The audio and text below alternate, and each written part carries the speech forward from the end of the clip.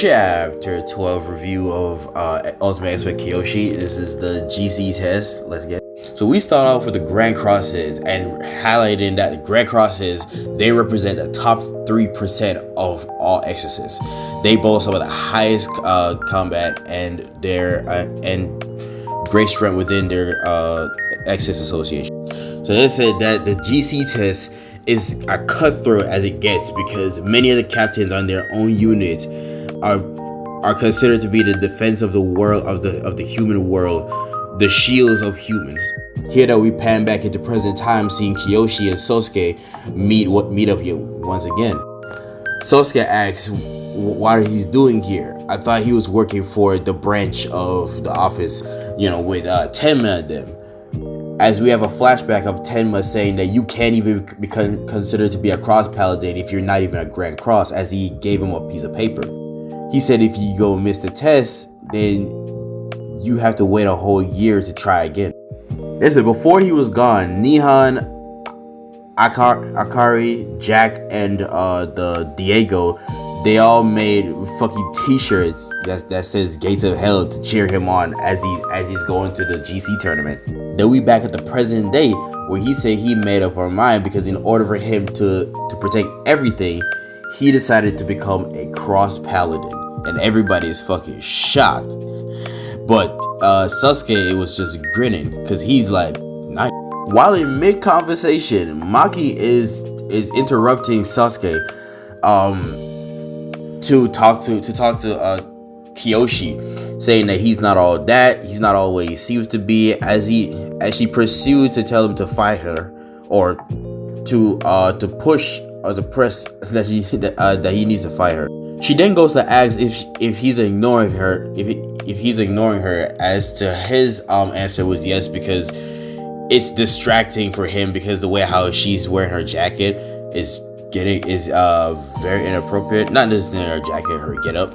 Ginzan highlights that Kiyoshi is very strong and said to Sosuke that no wonder you see him or you want him to be as rivals. As Sosuke interrupts him and say, I don't want him to be as he's got interrupted.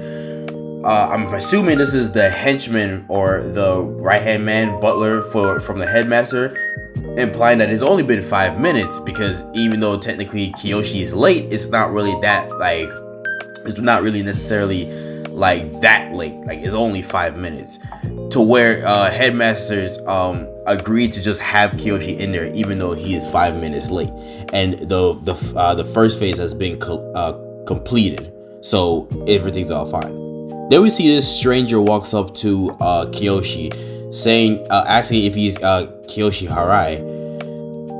This guy, now we know as Zangi Tosaka, is the guy who Kiyoshi saved from that meteorite that was gonna drop on his head. Yeah, that's him. He just came up to Kiyoshi to thank him because he saved his life, and the only reason why Kiyoshi saved his life was that he realized that Zangi was protecting others in the examination too. He was just returning the favor. To where Zangi even said that he was a good kid. But then we have somebody here that's talking all that shit to fucking Tosaka, right? You're still running you're still in the running, Mr. Tosaka. And then we see this, I don't even know if that's a he or a she, but whatever he is, he started talking shit, saying that he has to take help from a 16-year-old rookie. Other hands, maybe he shouldn't just numb to the suffering at this point. They also goes to highlight that this was your 10th year taking this test though, but he was talking mad shit. So while Koya is still talking shit, Sasuke is tired of hearing this shit and interfere between the two, right? Saying that from what I can tell, there's no one here is considered as a competition, he said. As he's saying that his yap session has been really getting on homeboy's nerve, and fucking Koya over here is looking at this shit, but he already know he don't want that smoke. He does not want that smoke. Kiyoshi's idolizing him to being so cool for defending him, and Zangi is thanking Sasuke, but Sasuke said don't mention it because he wasn't saying that necessarily for him. As Mako and Genzan arrived to cheer him up, or not to cheer him up, but to keep his head fixed on the goal, and said not to let these small fries get to you. They walked off, and while they're walking off, Sasuke asked Kiyoshi how many people passed last year's GC test, and he said there's zero people have passed this test last year.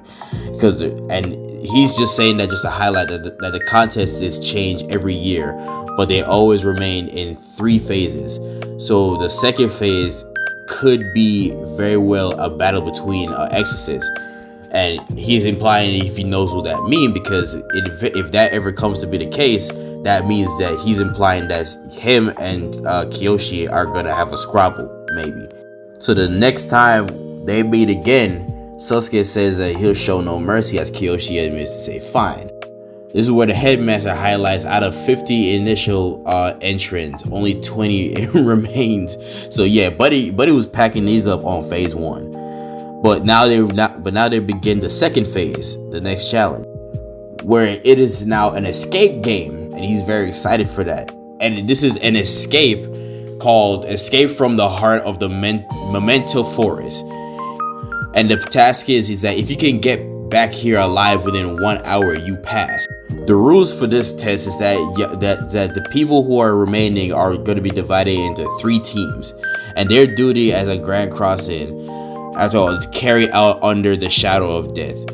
Leaders and calm decision make skill are the most. So basically, if one dude fails, the whole team fails. One team, one fight, basically. So while Mako and Sasuke has already decided to stick together along with the other one, yeah, that doesn't go out the way how they did. So they do it by drawing out lots in a mystery box, and eventually Mako and Ganzen, they're both on different teams of 3. While guess who pairs up with each other? Sasuke and Kiyoshi. And they're now having inner thought bubbles of themselves, be like, damn, like they said all that and now they're stuck on the same path. It is very fucking embarrassing. And guess who gets to be on their team? Fucking Zengen, Tosaga. Why can I not say that word? To where he just realized that he's stuck with both of the highest grades in the academy.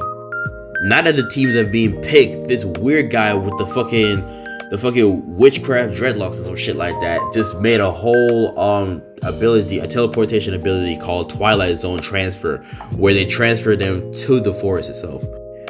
Now they made it to the place that they need to be. Under no circumstances should they ever approach the heart of the Memento Forest, for that is the forest that connects the demon realm to the human world.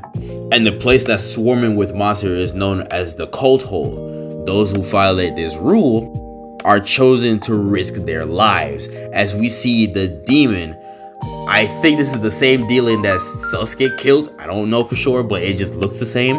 A big ass fucking demon that's looking at this shit ready to pack these dudes up, but they don't know who these 2 guys are. They're looking at the ultimate exorcist and the second highest graduate right here. So they just looking at this shit nonchalant.